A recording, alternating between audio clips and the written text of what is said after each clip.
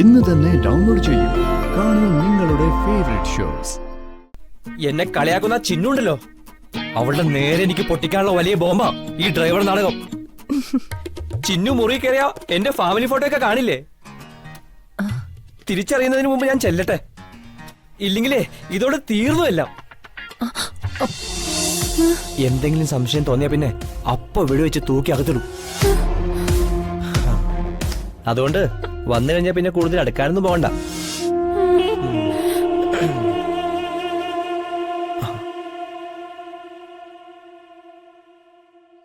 ഒന്ന് കരുതിയിരുന്നോ, കൊമ്പന, ഒറ്റ കൊമ്പൻ.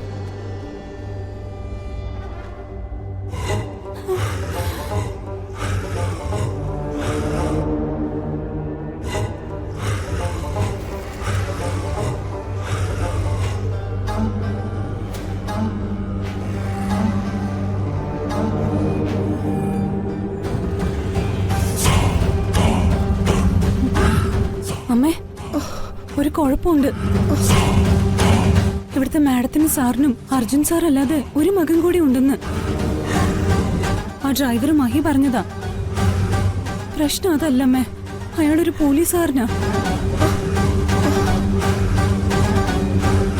അയാളിപ്പോ ഉള്ളത് നമ്മുടെ നാട്ടിലെ സ്റ്റേഷനിലാ.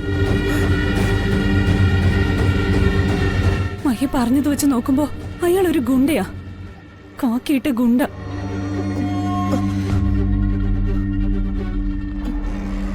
അയാൾ ഉടനെ ഇവിടേക്ക് വരുമെന്നാ പറയുന്നത്. നമ്മുടെ നാട്ടിലെ സ്റ്റേഷനില് നമ്മുടെ പേരിൽ കേസൊക്കെ ഉള്ളതല്ലേ, ഫോട്ടോയും കാണും. അങ്ങനെ അയാൾ നമ്മളെ തിരിച്ചറിയും.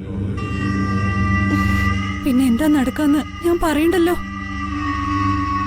നരേന്ദ്രൻ വല്ലപ്പോഴും വന്ന് പോകുന്നത് കൊണ്ട് കുറച്ചു നേരം കണ്ണിപ്പെടാതെ നോക്കിയാ മതി.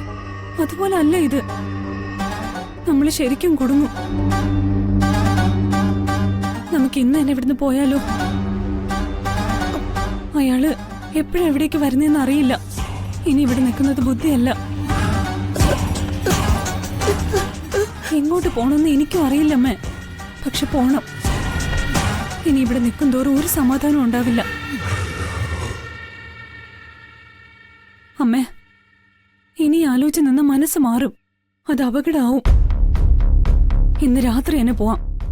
ആരോടും പറയാൻ നിൽക്കണ്ട. അമ്മയുടെ സാധനങ്ങളൊക്കെ എടുത്തു വയ്ക്ക്. കുറച്ച് ജോലി കൂടെ എനിക്ക് തീർക്കാനുണ്ട്.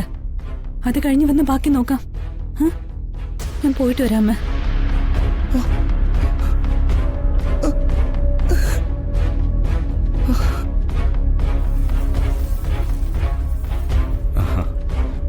താൻ എവിടെയാ? ഞാനൊരാവശ്യത്തിന് പുറത്തു വന്നിരിക്കുക. സാർ ഇതെവിടെയാ? ഞാൻ വീട്ടിലാ. ഇന്ന് ഓഫീസിൽ വരാതിരുന്നോണ്ട് ഭയങ്കര ബോറടിയാ. ഞാനും ഓർത്തു ഇന്ന് കാണാനേ പറ്റിയില്ലല്ലോ എന്ന്. സത്യം പറഞ്ഞ അടുത്തുള്ള പറയില്ല, കാണാതിരിക്കുമ്പോഴാ നമുക്ക് എത്ര പ്രിയപ്പെട്ടവരാണെന്ന് മനസ്സിലാവുന്നത്. രണ്ടുപേർക്കും വല്ലാണ്ട് മിസ് ചെയ്യുന്ന സ്ഥിതിക്ക് നമുക്കൊന്ന് കണ്ടാലോ? നമ്മൾ ഒരുമിച്ചുള്ളൊരു ക്യാൻഡിൽ ലൈറ്റ് ഡിന്നർ. കുറെ ദിവസമായില്ലേ നമ്മൾ മാത്രമായിട്ടൊന്ന് ഒരുമിച്ച് കൂടിയിട്ട്. ബീച്ച് റെസ്റ്റോറന്റിൽ ഞാനൊരു ക്യാൻഡിൽ ലൈറ്റ് ഡിന്നർ പ്ലാൻ ചെയ്യട്ടെ? താനൊന്ന് ഫ്രീ അല്ലേ? സാറ് പ്ലാൻ ചെയ്തോളൂ, ഞാൻ വരാം. ഞാനും കാണണോന്ന് കരുതിയിരിക്കായിരുന്നു. അപ്പോ വൈകിട്ട് കാണാം. ശരി സാർ.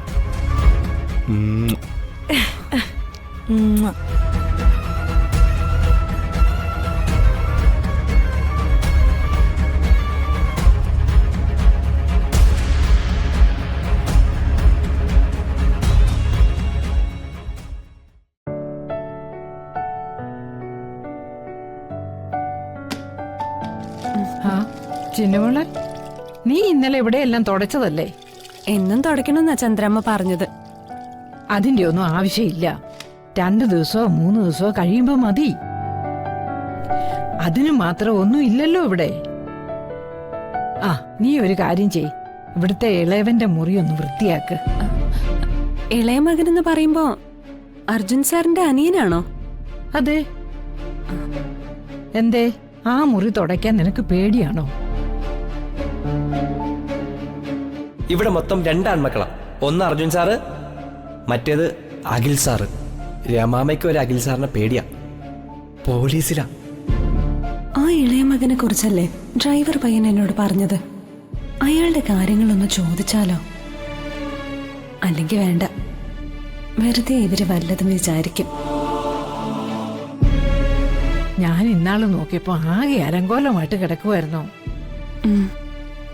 നീ ഇപ്പൊ തന്നെ അങ്ങ് ചെയ്യ്, ആ ജോലി അങ്ങ് കഴിയുമല്ലോ.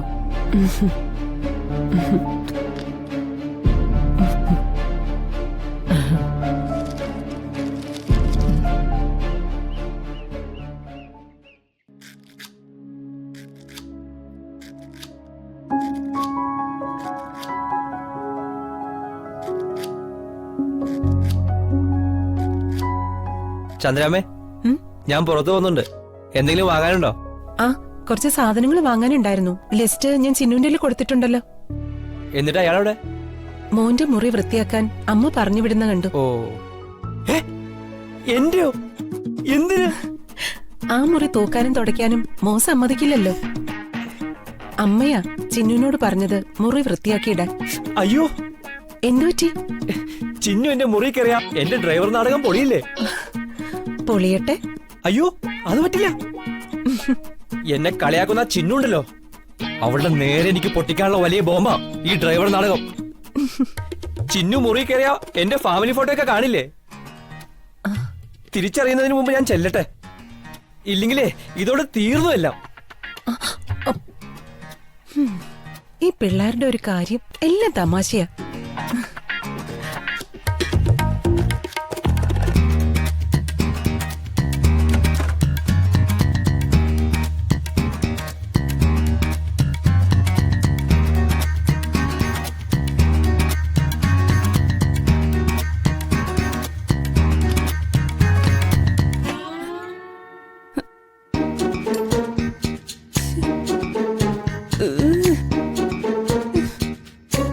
അടുക്കും ചിട്ടയില്ലാത്തൊരു മുറിയും വൃത്തിയില്ലാത്തൊരു മനുഷ്യനും.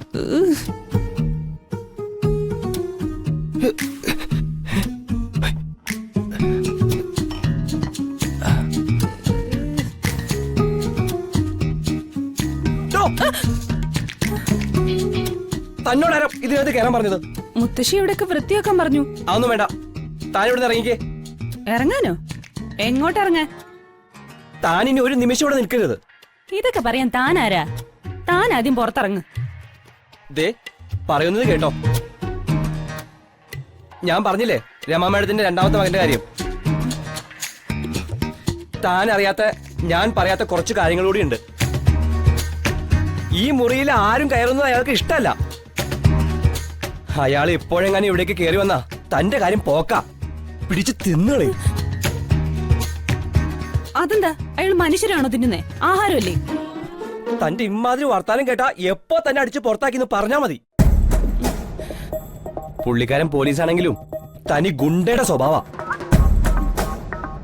ഇനി ഞാൻ പറയാൻ പോകുന്ന കാര്യം കേട്ടാ താൻ ഞെട്ടും. എന്താ? ഞെട്ടാൻ റെഡി ആയിക്കോ.